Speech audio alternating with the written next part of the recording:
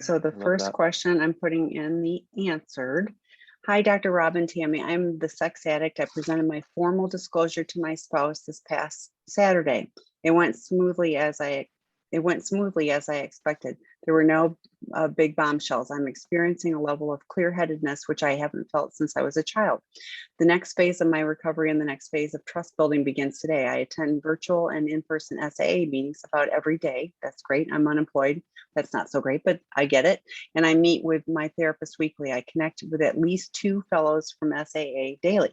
Beyond these things, I'm looking for resources for learning empathy and living a purpose-driven life. What programs, books, or seminars do you recommend for SA seeking to learn how to meet unmet needs in a healthy way and live life with passion? That's a lot, and great. Thanks for being We here. never get questions like this. Yeah. We always get miserable people who are very unhappy about their lives. This sounds like a really good. So I hope everyone's watching. Things do get better. Yeah. Yes. And we do start to improve, and we do find our way, and we do seek to grow sometimes. So for all you spouses like, oh, you guys never really want to get better. I don't know who this is, but here's someone who actually is writing because they want to get even better than better. So just want to point that out for the addicts in the room, for the and partners. live life with passion. That's like, I love that. That's, yeah, what a great goal. So thank you. Yeah. So do you know anything about this, Tammy? Having empathy, a purpose-driven life. I'm not sure I know anything about that. Yeah, right. No, I mean, I don't exactly know how to answer the empathy part. I'm curious if they have a partner, because it's a doghouse question. Well, yes, because I presented my formal disclosure to my spouse this past Right. Saturday. So yes, there absolutely is a spouse involved. Yes. So I wrote a book called Out of the Doghouse, a relationship saving guide for men caught cheating. And it is a book for men who need and want to learn empathy with their partners that they've betrayed. And it's about heterosexual men who have betrayed heterosexual female partners. And my experience is that a lot of men just don't have a clue how to make an amends for something like sexual romantic betrayal. We do flowers and nights out, and here's some chocolate, and want to go on vacation together, and we don't really understand the depth of the pain. So that's what I really wanted to write about, was what partners go through, so you guys can work on empathy. But the other part, I'm really curious, and I am curious, Tammy, you're one of the most passionate people I know, to be honest with you. You're very passionate about your life and your work. I love it. Thank you. Yeah, We're both it can be a We're little both much sometimes, but yes, yeah. Well, I don't live with you, so that's not a problem for me. You're passionate about your work, and that's what I appreciate. But how do you have a lot of things you're passionate about. How did you find them? I know what you do, but how did you get, how did you get there? I really mean, I don't know. Yeah, no, that's an interesting question to reflect on. I did put the link for the books that are on our site, so you can find Out of the Doghouse and other good things.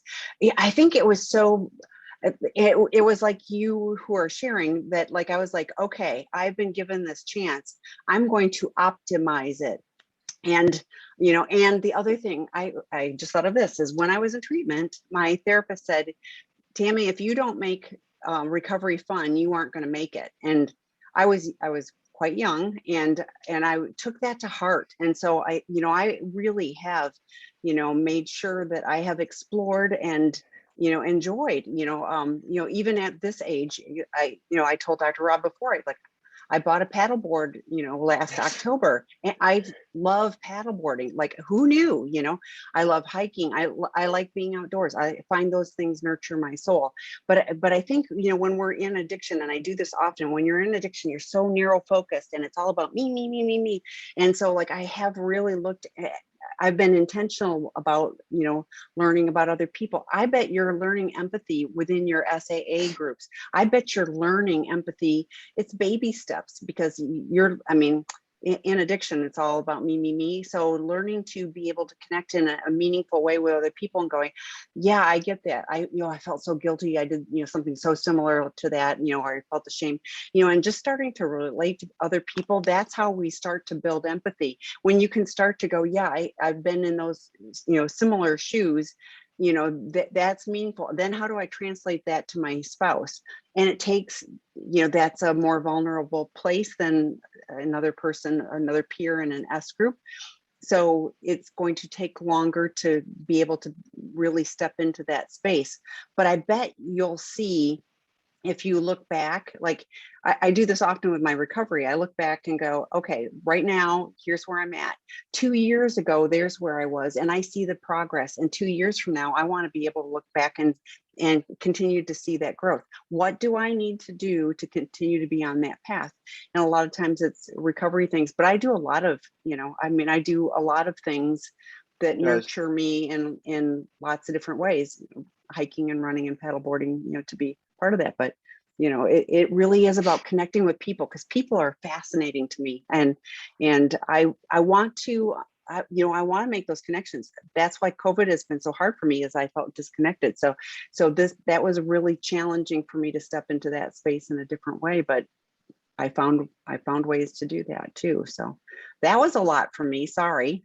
No, but I like it because that is how you are, and you do try things that I would never try, because I would just think I'm too old for that, or that's not something or this is my big one. I wouldn't enjoy that. Like, I can talk myself out of anything. Tammy and I are very different. I'm much more of an indoor activity kind of person, but I wrote some things down. I wrote the word student down. I think part of being an addict is that we want to know everything and we want to run everything. And so the humility of being a student and not knowing things, I really think is very important. So I was writing a little bit while I was listening to Tammy. Part of what I'm passionate about is not a particular thing, but it's the process. I love learning things that I didn't know anything about, and I didn't know, especially that I could do with my hands. So I'm very much in here all the time. So I can remember a couple of years ago, there was a mosaics course, like, you have to clip the glass things. And I was like, I can't do that. I was away for a week, and someone was like, oh, come on, sit through this with me. And it felt so awkward and unfamiliar. And I thought, I'm never going to figure this out. But once I did figure it out, once I realized that I can learn this, it was really, really fun. But it was getting to I learned this and it's fun, that was the hard part, because I all the stuff in my head, I'm not good at this. Why am I bothering? My parents saying you're clumsy, whatever it was. But getting to the it of it, actually making myself open to learning and being willing to see it come out the other side, that's actually what I'm passionate about. The thing is less important than the process for me, if that makes any sense. Yeah, that totally makes sense. And it's easy for us to think of all the reasons why we shouldn't, I'm too old to whatever. I live in Arizona and I'm paddleboarding. I mean, like, think about that. That doesn't even make any sense. But I was willing. And then I wasn't going to learn to do it with my dog, because I was like, oh my gosh, I can't do that, And I was like, I'm going to try. And now the coolest thing is having my little Captain Bosley on the front of my paddleboard. I love it. It's like so joyful for me. I would have missed out. And I think that's really the heart of it. What am I going to miss out on? And it isn't the addiction stuff. It's all this amazing stuff in that I get to connect with and learn about. I love learning too. And, I'm always, trying to figure something. And when I figure something out, like, that's cool to me. Like, I really go, oh, I can be proud of myself in a good way, Yes. not about that. Yeah. No, I want to add, when I figured out how to make those stupid mistakes, I was like, wow, I was so proud of myself. Like, what a silly little thing. But that I got from, I don't know how to do this and I don't think I can, to this is hard, but I'm going to keep pushing at it, to, oh, I know how to do this now. This is fun. That is the process. And as an addict, I want to go, now that's not interesting, or I won't want to be bothered. I'll never learn.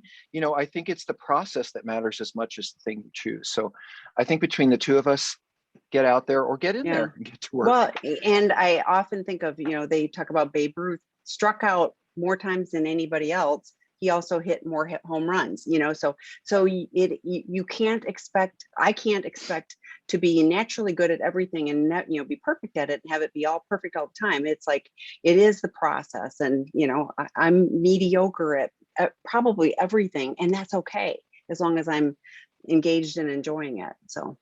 Okay, next question. No, you can't be mediocre at work. You can be mediocre at anything else, but this, and you're not. Okay, what do we got? Thank you.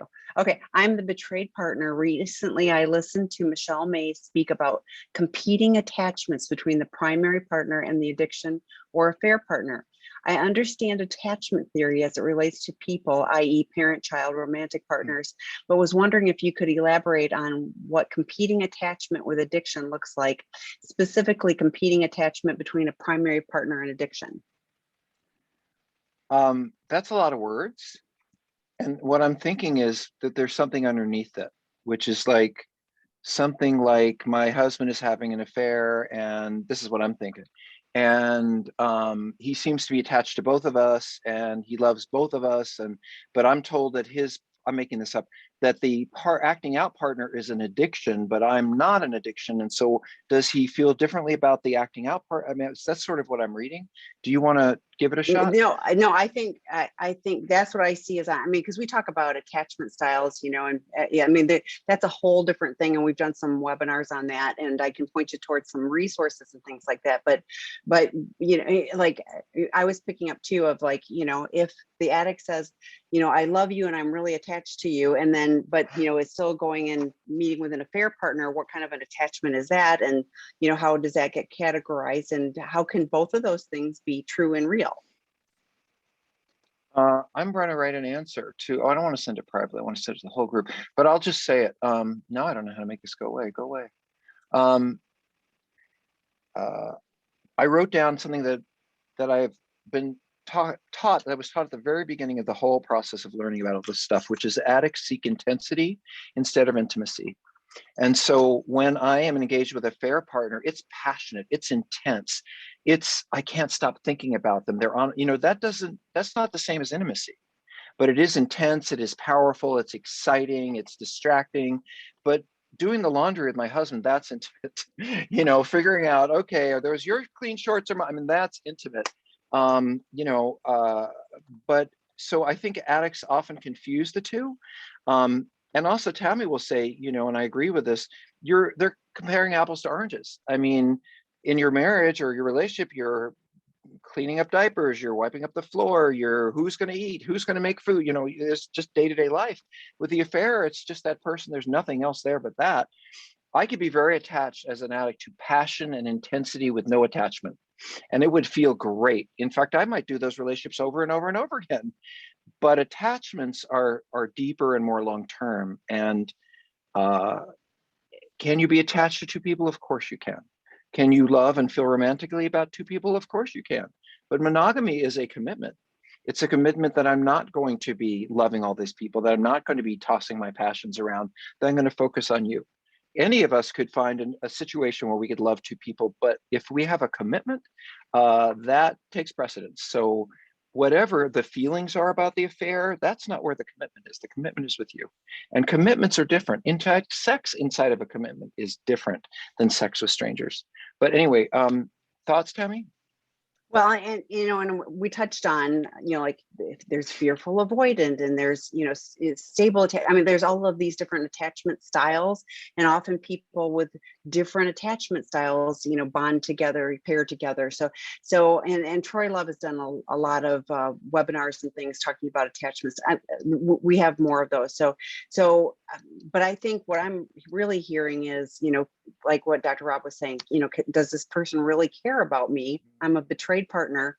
And, when can I really believe that this person is attached to me and is committed to me? And, at the end of the day, it's their actions. And if they're moving towards, like the first person shared, a very different relationship and how we can move forward together, that, that is something to start feeling hopeful about, I think.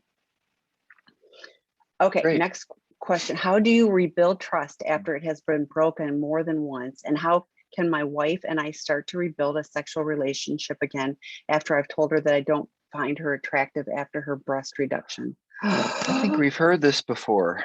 Yeah. I think we heard the other side of this in a different person who said that I don't know if it's this partner, but they said they'd had a breast reduction. Their spouse told them that they were attracted to them anymore. So this might be the other side of that. You want to start, Tam? I would love you to start, and especially as a woman, I think that you might have some feelings in a different way than I can. I do. I'm like, I honestly, I want to tear up, and so I'm really sorry for her. For her to be empowered about her body and make the choice to make a reduction when when society is telling you bigger is better, on those. on that, on that level, like, oh, I mean, and then to have her husband say, oh, I don't find you attractive. I can only imagine how demoralizing and body shaming, that has got to have felt for her. So I honestly don't, I mean, I hope she's got support for her and understands that your reaction is you. It's not about her. It really is you. And possibly because of, if you're looking at unrealistic images all the time and unrealistic bodies all the time, then sure, somebody getting a real body is like, has wrinkles and cellulite and everything else. It's like all the stuff that isn't, on a photoshopped image. But I don't know how long it's been, but I could see that you're in a deeper pit for having to rebuild trust, just with the extra level of betrayal of saying that you're not attractive to her. I think that will be a harder place, but I really hope she's getting good support for her, to build her self-esteem. I'm thinking, just when you said that, Tammy, I was thinking, where would she get support? Well, there are cancer support groups for women and all kinds of where women have had to change their breasts or had breasts removed, and they can talk about the grief and what it's like to not.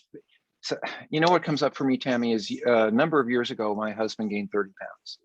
And I could not stop saying, you maybe shouldn't eat that. And, you have gotten a little heavy, and, those clothes don't fit you anymore. And once in a while, in a really bad mood, saying, could you stop eating? You're gaining all this weight. So I went to therapy, and my therapist said, that's abusive. And I was like, why is that abusive? And she said, don't you think he feels bad about being overweight? Don't you think it bothers him? If you keep saying it, isn't going to make him feel worse? Is it like he didn't notice he gained 30 pounds? And then, that's to me this question, don't you? Well, I don't mean to speak, you've already done this, but she already feels bad about this. She already feels broken or changed or different, even if she did it to be more physically comfortable with her body, so you came right in there behind her. And really, you can't unsay this. That's the hard part. And these are two different questions, by the way. Rebuilding trust after it's been broken more than once, I assume that's a conversation about sex addiction, affairs, and all that stuff.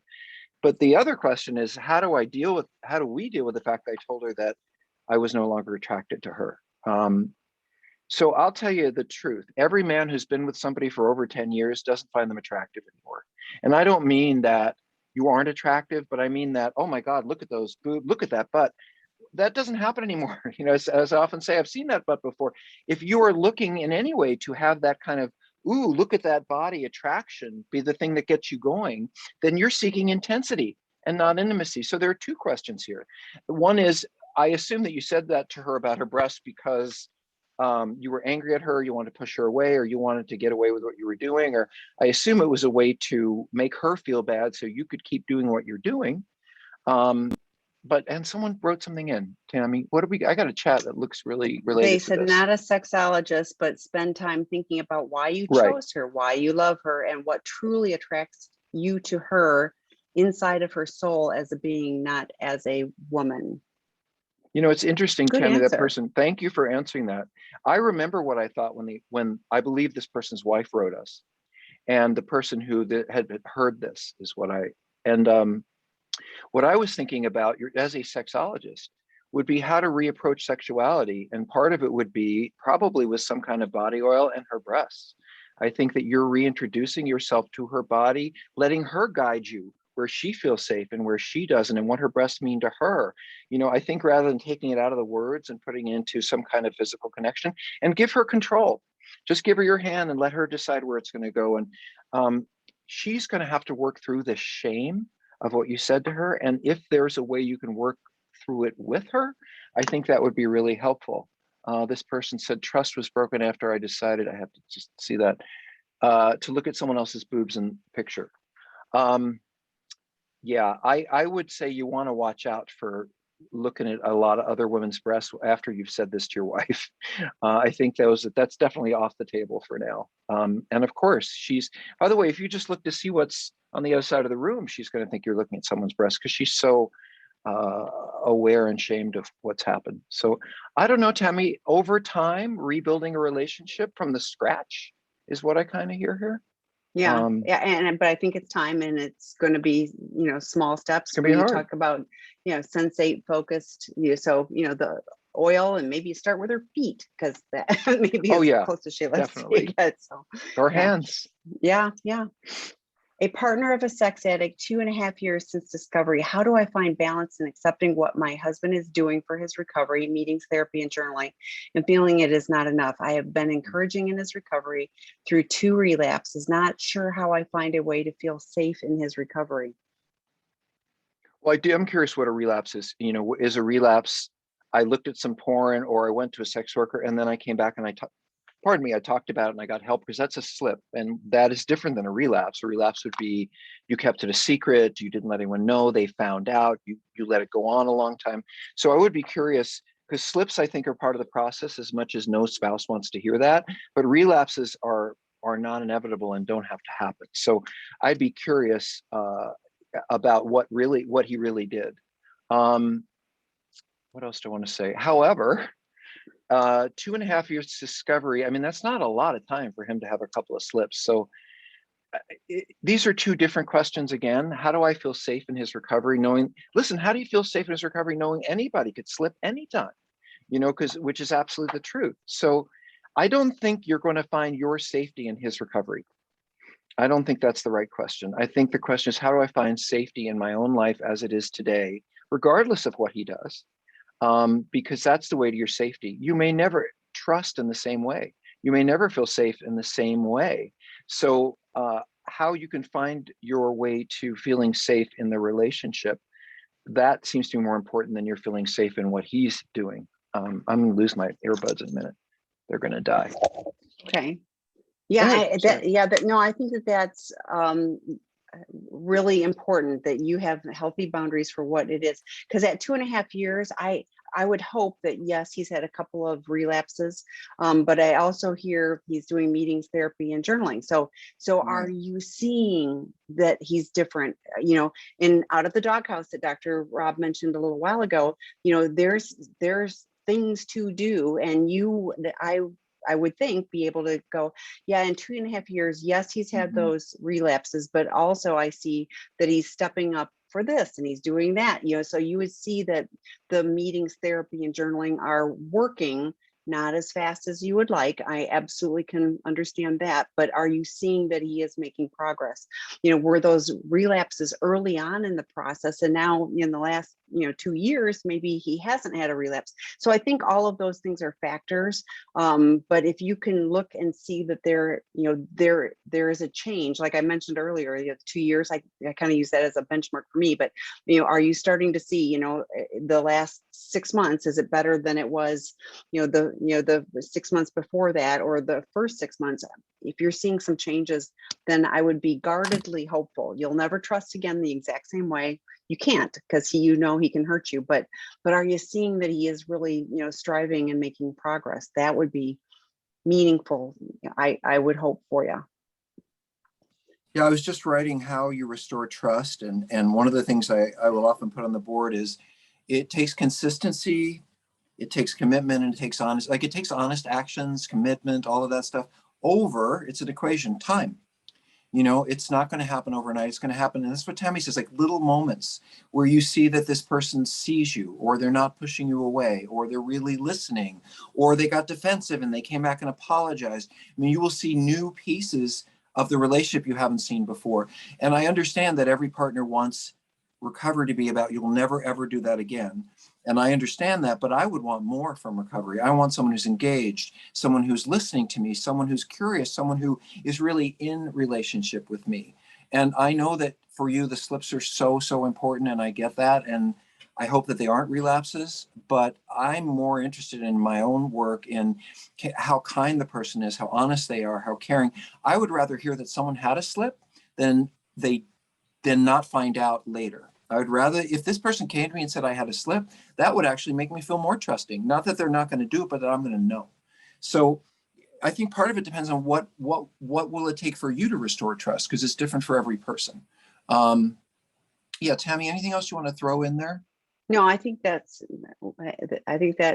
hopefully covers it. So yeah. So well, actually, there's one more thing, and every partner asks this: what can I do? What can I do to help encourage their recovery? And I have been encouraging. How can I Yeah. How do you encourage someone else's recovery, Tami? I, for I'm an As a addict, so spouse, how would yeah. you, Well, it isn't like you do this and you do no, that, no, or why no. haven't you It's done this, or why haven't you done that? giving space, but for as an addict, it would also be important for me to verbalize. This is I'm going to this meeting. This is what I. Here's how I'm going to do my recovery this week or today or whatever. Here's what I'm doing to show. I'm for myself, but I'm going to tell you what I'm doing so that you are aware of this as well. And I do get from time to time partners that are going like, now he's every day he's going to a meeting. I'm going like, that's good. You honestly, this is a good thing, at least for a time period. You can't do too much recovery early on.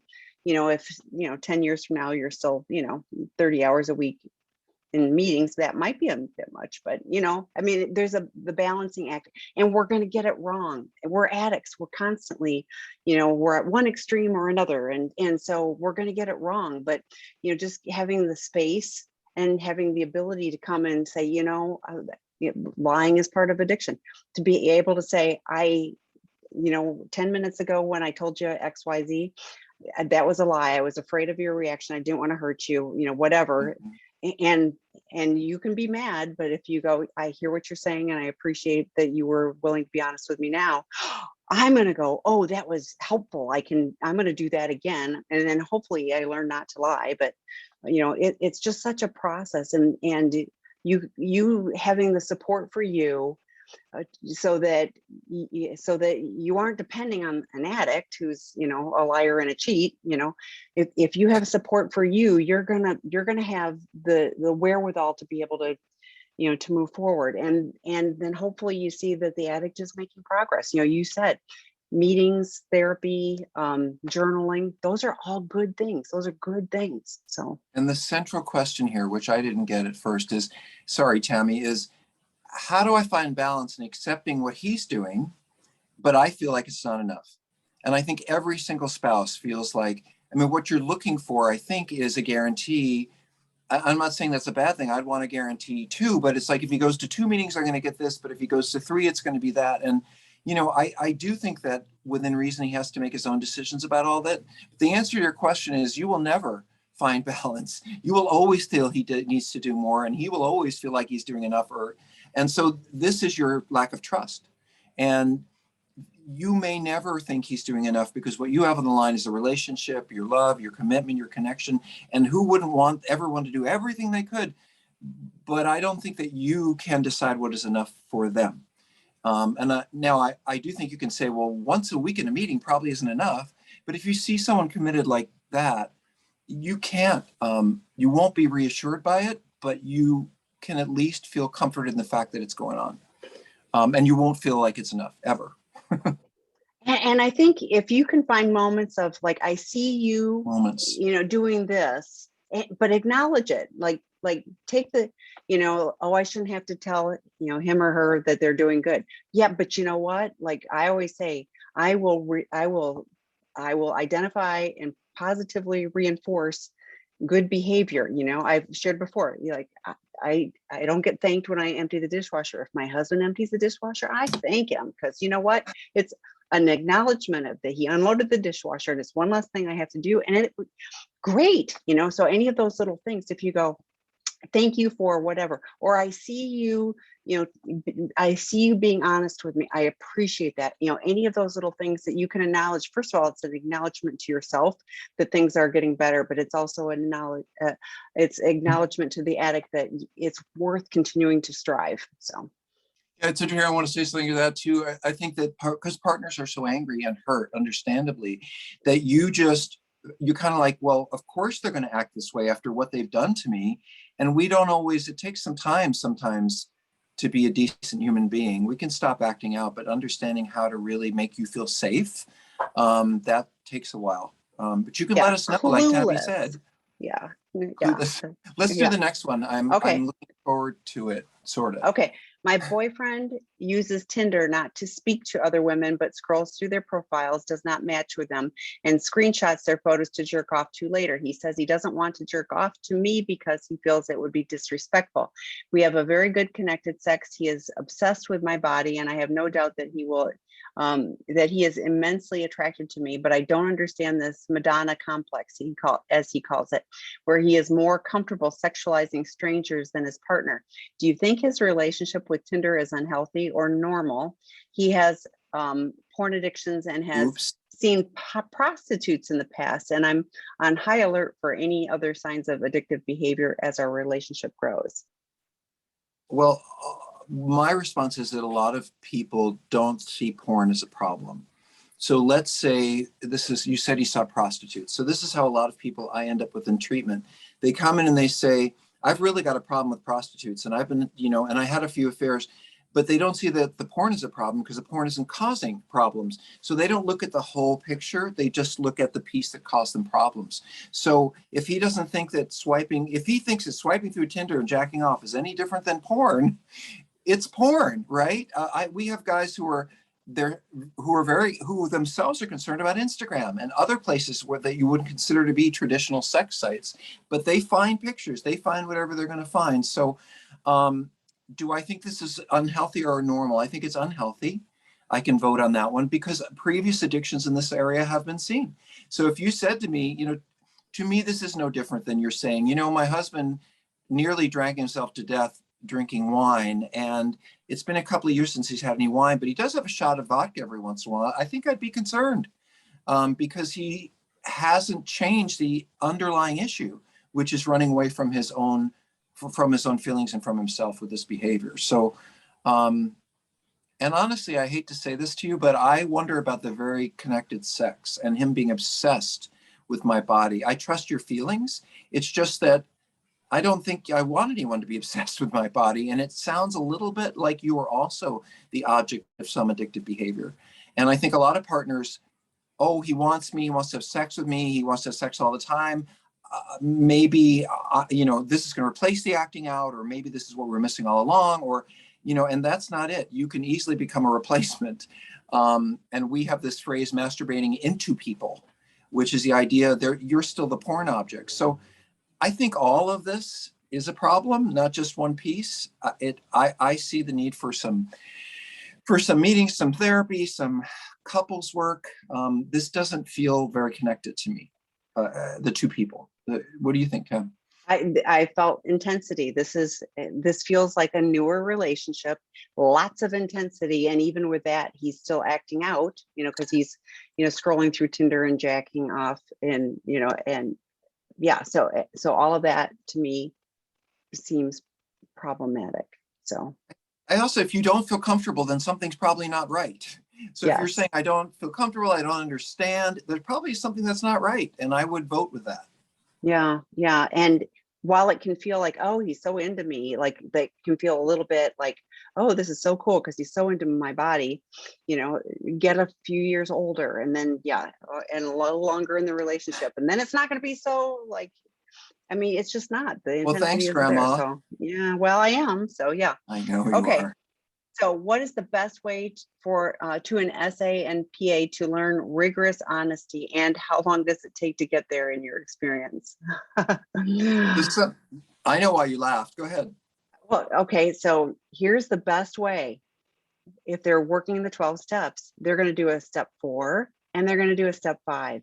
And when they do those 2 steps and then they do 6, 7, 8, 9 in order, then there's a lot of rigorous honesty that goes on in that. And you are at a completely different level than if you're, pattering around steps 1, 2, and 3. How's that? But yeah, it takes time, but the more we learn that being honest is the right choice, it takes practice because we're not good at it. But honestly, first thought was do a step 4, because you do a searching and fearless moral inventory of yourself. That'll get you honest, working with a sponsor, not by yourself. So, well, I really appreciate your step perspective, because I think that's a really concrete thing that people are looking like, how do I do this? This is how you do that. That's why we have 12-step programs. They're actually guides to not just stopping the behavior, but becoming a better person. And in fact, I think meetings and that whole process is a lot of getting what we didn't get in childhood. We really need to, like the rules. What are the rules? Following the rules. You know, I just didn't get that when I was growing up. So, so one of the ways you learn honesty is how you're parented. We had to reparent ourselves in 12-step meetings. My sponsor's like a parent, you know. Anyway, but I had a feeling, I smiled for different reasons, because to me, this is a partner saying, how do I teach them? How do I teach them how to be honest? How do I know when they're going to be honest? And, you know, I always, you know, if their lips are moving, they're probably not. I don't think that there is not a timeline in how long it takes to get honest. Some people are going to get it quickly. Some people are going to get it slowly. Some people will never get it. I think what Tami said earlier about looking for little clues, you know, I may never be completely honest, but I can go back and clean it up. I was going to say something else. Oh, rigorous honesty means in every area of your life. So, you know, if the person is lying about some other little things, to me, that is just as concerning as the big things. So I don't think, and here's the last one, no one can make that person learn rigorous honesty. And there are people, believe me, there are some people at treatment center who they don't care whether they're honest or not. Honesty is not important to them. So lying and getting away with things is important to them. So I think there is no single answer to this, but I would be looking for what I see them doing and how I see them interacting with me. Yeah. And as you said, and it's actions, it's all about actions, lips moving, it's actions. What are they doing? How are they communicating what they're doing with you? You know, if it's a betrayed partner, like, what do you know about their program? I talk to partners all the time. And do you know what their relapse prevention plan is? Do you know how often they're speaking with their sponsor? I mean, what do you know about, you know, what they're doing? Do you know their password to their technology? I mean, that's a big one right off the bat. Like, if they're honest with you, you'll know the passwords. That's, you know, pretty telling. I want to add one thing, the word learn. You know, I pick out words sometimes. I don't need anyone to teach me rigorous honesty. I know what honesty is. I can start being rigorously honest right now. You don't have to learn how to be honest. You have to learn whether you have to be willing to be honest. We all know what honest is and what honest isn't, I think. The question is, am I willing to practice it? Because to me, the question is not what is the best way for us to learn honesty. It's what will push us toward practicing honesty. I pretty much know when I'm lying.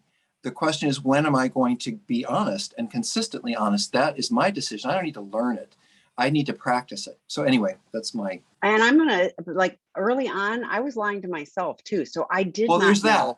Yeah. So like now I do, like, absolutely I do. But early on, like, no, I lied to myself. That's true. You know, I deceived myself. So I honestly, I had to learn, you know. Yes, I knew, you know, I knew from growing up, you know, right and wrong and all of those type of things, but I was so into the deception and denial of my addiction that I completely lied to myself about the harm I was causing myself and everyone else. And, you know, I mean, like, Right. I can think of a bunch of lies that I wouldn't have thought were lies in the moment, you know. So I needed to be taught. So You're right. Well, I think, yes.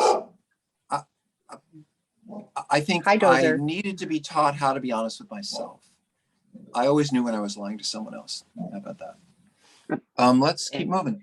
Yeah, 2 years after discovery, 18 months after disclosure, SA husband still in denial, unable to accept himself and admit character flaws. We are stuck in the arguments happen due to denial. If denial still exists, do we have hope and can we make it? Fights are so tough and so frustration level is 100. Worried denial will prevent us from making it. So what I'm hearing is we get stuck in arguments that happen due to denial. That to me would mean that you see larger truths or you see issues that he is either unable to see or unwilling to see. I assume it's a he. Yes. Denial is a process of that. It's like a tire with a slow leak. It doesn't just, well, it can pop. You can show things to people, but I think in a relationship, it may take time. So I'm curious, Tami, what would an argument be that is related to denial? I'm not sure did you do this? I didn't do that. Well, I'm wondering if it's like denial about current behaviors. I guess that would be, yeah, but I'm also going, so here's what I was thinking. Are the fights are so tough? They're tough on you. You know where it's going. Like when you start a fight, I bet if you just stopped and visualize, it's going to be, it's going to be a no-win because nothing's going to change. So if you extricate yourself from the fight, not saying that his behavior is okay or the denial is okay, but what do you need to do to take care of you? If you continuing to point out that he's in denial and he's, like that does not appear to be working. So what can you do differently, that takes care of you regardless of what he's doing? I remember, Dr. Rob, you talked about, this was years ago when, you had a group of partners and you shared that, they were doing the, I'm out of here and all that. And you had somebody, can you share the rest of that story? Sure. I was running a partners group. And so I had, and this is women, so I had about 7 or 8 women in group. And the woman, and they were introducing themselves. They're going around the group. And the woman who was next to me was fairly young and in a fairly new relationship, 3-4 years. And she said, if he ever does this to me again, I'm going to leave. Like, that's it, ever, once. And I said to her, well, why would he ever tell you that he had done it if the answer is if he admits it, he's going to leave? Like, that's not going to be a very good way of getting the truth. Do you want me to go to the rest of the story, Tam? Yeah, because it's the person who has been around. So we kept going around the circle, and someone who is a little bit older and had been in a relationship a little bit longer and had been around a little bit longer. She said, I've been coming about 7 years or whatever, the support group, and 3 years ago, my husband had an affair with his secretary, and this was 5 years into recovery. And the woman across the room who said, I'm going to leave if he tells me he's ever done this before, said to her, how could you stay and let her do this? How could him do this? Why didn't you leave? Now you went through 5 years of recovery and this happened again. How could you stay? And I love this woman. She said, why would I blow up my life because he made a mistake or because he screwed up or whatever? Like, I'm not going to leave my home. I'm not going to give away half my money. He can go get better and I'm going to live my life and, we'll work it out or we won't. And I really like that idea of, the higher thing is not whether we work it out in this moment. There's a bigger question here. So Tammy, can you explain? Oh, well, I want to say something else about this question before you. Feel free. Fights are so tough and the frustration is 100%. So it's not the addict who's writing this. It's the partner. Is the addict feeling 100%? Or are they, so, sorry. It's exactly what Tammy said, which is if you don't want to fight, stop fighting. If you don't want to be frustrated, stop going into situations that are frustrating, until you see him get where he needs to get for you to feel comfortable, keep some distance. You get to control how you feel in the situations you put yourself in. And if he's not where you are hoping he will be, I don't think you're going to change him by telling him what he's missing. You have to take care of yourself. So I agree. And that was my point with the whole story is like, you need to take care of you despite whatever he's doing or not doing, because she'd put, I moved him out of our bedroom because he tried to convince me of things that are not true, only to serve him. He does not want to feel and denies or minimizes, which makes me crazy. And I'm going like, he's going to keep doing what he's doing. You taking care of you. What do you need to do so that you don't that you are not having to react to that? So with the serenity prayer, it was my mantra many times. And what do I have control over? My actions and reactions. It's the only thing I have control over. I have control over no one else. And trust me, like I'm a control freak. I'd like to, but it doesn't work out for me. And so what do I have control over? My actions and reactions. And if I act instead of react, so I'm just looking for how can you create some safety for you so that when that's happening, you go, okay, he's gonna do this, he's gonna deny. I'm gonna go call my support friend here, and or I'm going out to coffee. I'm going to take myself away from that situation because I know at the end of the day with this fight, I'm just going to end up feeling rotten, and that doesn't serve you. So my point is, I want you to have help to support you regardless of what the addict does or doesn't do. Yeah. Does that make sense? Okay. Yeah. And I also think that I wrote something down. I hear a lot like you're not who I want you to be, or you're not who I thought you were, and this feels a little bit like that, like, I want you to become the person I thought you were, or I mean, they are who they are. They got denial. You can't fix that. They are not clear with themselves. You cannot fix them in that way. They have to find their own way. Because otherwise I'll just get defensive. And the more you challenge me about what I don't see, the more I'm going to shut down, the more I'm going to go in the corner and try to back away from you. And then you're going to argue with me. So anyway, I don't know how much denial is there, because sometimes partners will say, you're not getting this, and we are getting it. It's just not on your timeline or the way that you would want us to get it. So remember that there are two people who have emotional issues going on here. These aren't just about facts. Yeah. And you can only care for you. So hang in for you. So, okay, next question. I'm the betrayed partner of a sex and porn addict. In previous Q&A, you mentioned the phenomenon of how betrayed partners, when they are able to connect deeply with their partners, then find this closeness makes them rebound and put up walls. Can you discuss this in more detail and provide some recommendations for betrayed partner in dealing with these roller coaster emotions? There's a lot of roller coaster emotion questions tonight. That is so true. That is this journey. So, well, that's what it is. And sadly, I work with partners that, when is this going to stop? And I have to say, this is your new normal. You're going to be on that ride for a lot longer than you want to be, for sure. I wanted to say something about this. So the question is about how you as partners will go toward and then back up. And first of all, I don't think that your roller coaster emotions are what they are. And you can't stop yourself from feeling what you're feeling. And even if they seem honest and you doubt them, that's what you're feeling. You have to trust what you're feeling. So, but it's not unusual for you guys to engage in what we call ambivalent love, which is sometimes you love us when you look over at us and we're doing whatever we're doing. You think, oh, that we used to have good times when we were doing that together now.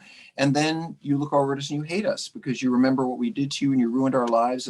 We ruined your lives. And so you guys go back and forth between, we're a terrible person, we ruined your life, and we're a wonderful person, you love us. And you can't really hold on to either one. You kind of end up with both.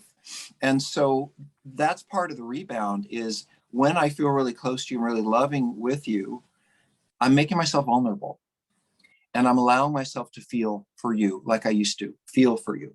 And that is scary. Letting yourself be vulnerable and feel close to someone who hurt you is going to bring up the opposite. So you're going to start feeling close, you're going to start feeling good, and part of you's going to say, wait a minute, that's how I got hurt, was by trusting this person, was feeling good with this person. I need to go over here and protect myself. And so we kind of go back and forth between, I'm closer to you, I want to be close. Oh, wait a minute, that's really, really scary. I better go over here and be distant. Wait a minute, I kind of miss them. And that's part of the roller coaster. And there's not a whole lot you can really do about it except that this is your reality right now. Tammy? no, I think that's a really good explanation. But I also think, we've talked about this before too, having times where the two of you can talk about, like, in a safe space for 20 minutes. It's not like anytime, Right. but like having a safe space and go, the story I'm telling myself when this happens, the story I'm telling myself is, that you're abandoning me or whatever it is, or the story I'm telling myself when we're close is, that you love me and you care about me and you want to connect. Whatever it is. But, I think having the ability to talk about those things, not in the moment, right. And honestly, with couples therapy, this is the kind of stuff, when it feels like the rebounding things, those are valid things to talk about with a qualified therapist too, to, how do we navigate you putting up a wall? I don't want to crash in on your walls, but how do we navigate that space between us? So recommendations, go to some betrayed partners groups for sure. Make sure you're listening to how other partners feel. It's really helpful to see them in the roller coaster. It makes you feel less alone and less crazy. And maybe a couple of those partners are a little further ahead than you, and they've found some peace and some way to move forward, and they can help you. The more, Tammy says this all day long, relationships. The hard part is you cannot depend on your best friend anymore. You know, this was the person, I don't know about you, but in my marriage, who's the first person I go to? The refrigerator died today. Who did I call? Before I called the refrigerator repair person, I called my spouse, you know, so this is the person I depend on. And now you have to keep distant, and you have to, because you can't fully trust. That doesn't mean you, but you still need people to be close to, and you still need people to rely on. It just can't be this person for a while. And so part of the roller coaster and slowing it down is finding people for yourself who can really support you, and you will together slow down the roller coaster. Yeah. I think I have to, I love roller coasters, not this kind, but I think I'm gonna have Well, to you write like a blog. paddle boarding. I mean, you I know, like adventure. Yeah, like I want to skydive. Yes, and I want to make yeah. candles. So There you it's go. Okay. I'm going to write a blog about roller coasters. Okay. Next question. I'm a female sex addict since I was 5 years old, currently 32. Porn addiction started at around 12. I am in individual therapy, about to go into trauma work, attend weekly 12-step meetings, have a temporary sponsor, reading the big book, doing the steps, etc. My husband is aware of my addictions and the extent of them. He is also a porn addict in recovery. This year I have had 16 relapses so far. My cravings can be so strong and withdrawal symptoms. Do you have any tips for me? well, something's not working, right? I mean, it's only half the year is gone, maybe 2/3, and 16 relapses in you know, that's basically like 3 a month or something. So number one, something's not working, and it isn't about your marriage. It's something in your process. And the one thing that I respond to as a therapist is my cravings can be so strong and my withdrawal symptoms. And it does make me think about other issues like depression or anxiety. You know, I know I do have clients who they try as hard as they can and they just can't get sober. And then, you know, they see psychiatrists, they get on a medication for anxiety or depression or whatever it is they need, bipolar. And then it's a lot easier for them. I mean, recovery, you can get recovery without mental health support, but if you've got mental health issues, recovery is a lot harder. And so if it were me and I was really felt honestly inside of myself that I was doing the best that I could in my meetings and my support groups and my sponsor, I really was doing everything I could. And in my heart of hearts, I felt that way. And you're relapsing 3-4 times a month, I think you might need a higher level of help, whether that's a residential treatment center or it's seeing a psychiatrist. I think the way that might be helpful for all of you is that when I'm struggling with addiction, I up the ante. So if I'm going to meeting and I'm struggling, well, then I might go to 2 meetings. If I am going to 2 meetings and I'm struggling, I might go to 2 meetings and then a therapist. I might go see a therapist and go to 2 meetings and then go to a therapy group. You know, in other words, as I struggle, I raise the ante. Then maybe I'm going to 3 meetings a week. Then I might need to go to a workshop or a residential program because those things aren't working. So having 16 relapses and it's only September would mean to me that you need more, whether it's more meetings, more therapy, some psychiatric help, residential, you know, but what you're doing is not working. And I'm impressed that your husband is willing to tolerate this. I assume his being an addict makes it easier for him. Anything, Tam? Yeah, the attending weekly 12 steps, like I lived in 12 steps, you know, once a week would never have been enough. I did throw in the chat, Lulu Cook did a great video on foods, and it's about reducing cravings. And I was like, it was so helpful because there are certain foods that if we eat, they help us. And I thought, man, if you had just a little more bandwidth, you know, could that help? So I threw that in the chat. Take a look at that. But there's a women's drop-in group free on sexandrelationshiphealing.com every Tuesday night. Lacey Bentley has that. I think they do peer support within that group, and Lacey's a coach. Get more. I hear you're doing some trauma work, about to get into trauma work, and that could be triggering for you, but you know, hopefully you get some stability working through the trauma. You know, the female sex since 5 years old, you know, like, you know, I've got a grandchild that's 5, you know, like I think about that at such a tiny, vulnerable age, and you know, how difficult this journey has been for you. So I'm thrilled you're here. You know, there is help and support. I think I'd thrown the book, I did at the beginning of the group there. There's some books by female sex addicts on our site. There's podcasts with Dr. Rob on sex, love, and addiction with female sex and love addicts. So please join Do more. Any of the webinars, like this, Dr. David has one on Wednesday night. There's another one Wednesday morning. There's a series, there's lots. So do more, keep hanging in there. Don't give up. So I think you'll get there. I want to acknowledge this person's courage, because Yeah. I don't think it's easy to come up to this space and say I'm struggling. And I really admire that in you, especially as a woman's willingness to do that.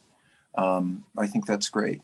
And there's actually a male partner group on Tuesday nights too. So I forgot to mention that, but your husband, there's a safe space for him as well. So anyway, so we have time for one more. Okay. Thank you for your service. My husband has been in recovery for 3 years. He attends a 12-step SA meeting weekly. He sees a CSAT now. I'm working ACA, Adult Children of Alcoholics, and CODA, and really working the steps. However, I do not trust my husband to not lie to me. How can I better recover more? How can I better recover more quickly and get to the point of trust again? I feel like the crazy one. Help. Well, I did write a book for you, and it's called Pro-Dependence. And I say that because you go to CODA. And while this is not going to resolve your problem with your husband, people who go to CODA have a lot of judgment about what's wrong with them and what they did wrong and how they need to do it differently. And what is it about their childhood that left them with this person, or what is it about their childhood left them staying with this person? And really, I don't think it's necessary for you to examine everything about yourself to understand why you loved or stayed with this person. So I do think pro-dependence would be helpful for you to understand. Maybe you're healthier than you realize. Maybe you're healthier than you realize. So I wouldn't trust this person not to lie to me either. So I wonder why you're questioning, if someone's lied to me extensively, I don't know that I ever fully trust that they're not going to lie. I have a story about that, but we don't have time for it. But I wonder why you would be blaming yourself for not yet trusting or not trusting. You may never trust in the same way. We say betrayal is like a plate. Betrayal is like a broken plate. You can put it back together and glue it, but you'll always see the crack. It will never be the same trust. So Tami, you got something on your head about that. Oh, I do. It's like, here's what I'm reading. 3 years, and he attends a 12-step SA meeting weekly, one meeting a week.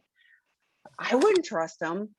And he's now seeing a CSAT. Like 3 years into the process, he might be starting to address the underlying issues. I love 12-step. Believe me, I love 12-step. But a 12-step, so 1 hour a week to attend to something that's a 24-hour, 7-day-a-week issue. And that's just peer support. So love it. Has he worked the 12 steps? What is his relapse prevention program? Has he joined any of our work groups? We have the porn addiction level 1 starting on Saturday. We have got the next sex addiction one starting October 2nd. What has he done? If it's just a 12-step, your gut is telling you that this person is not there yet. So I actually trust your gut that he's not right. He's not truthful yet. So, but maybe he's doing a whole bunch of other things and you just didn't have time to put it in here. Yeah, I mean, in recovery for 3 years, what does that mean? What does in recovery mean? I know what it means to me. I also know a lot of people who say, oh, I'm in recovery, I'm going to a meeting, leave me alone. So I think, and again, you spouses, I don't think you need to know every single detail about our lives. I know you want to, but one thing you do need to know is, what are we doing for recovery? And I say this to guys come through our treatment center. We create a map. What are you going to do Monday, Tuesday, Wednesday, Thursday, Friday, Saturday, Sunday? And there's something or multiple things on every day before they leave us. We create that plan. And then I recommend they put it on the refrigerator if they're in a relationship. So you can walk by and say, oh, it's 4 o'clock on Thursday. He or she should be doing this. And they are.